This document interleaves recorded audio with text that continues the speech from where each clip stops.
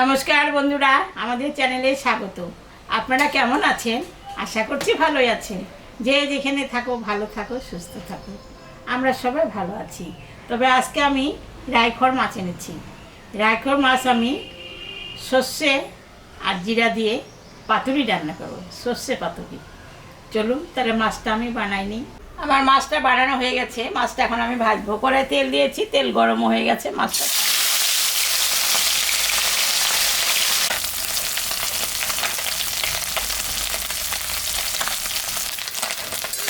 ভাজা হয়ে গেছে, আমি তুলে নিলাম। মাছ ভাজা তেলের উপরে সর্ষে জিরা আর শুকনো লঙ্কা সম্বলা দিলাম। আলুটা ভাজে নেব।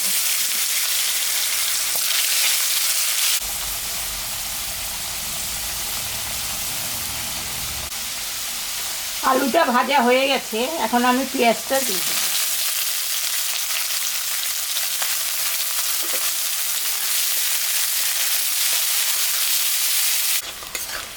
আলু আর পেঁয়াজ ভাজা হয়ে গেছে, এখন আমি লবণ আর হলুদ দিয়ে দিলাম।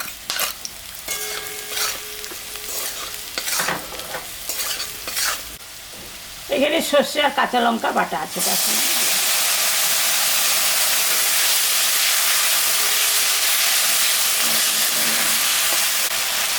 সামান্য একটু জল দিয়ে দিলাম।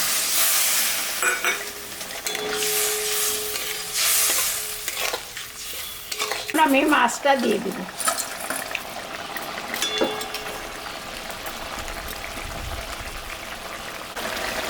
কয়েকটা কাঁচা লঙ্কা আমি গোটা দিলাম।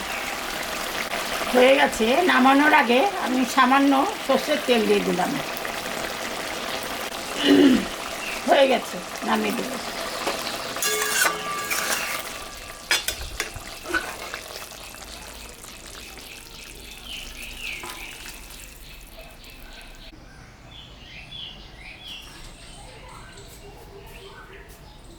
দেখলেন তো বন্ধুরা, আমি সর্ষে জিরের পাতুরি রান্না করলাম।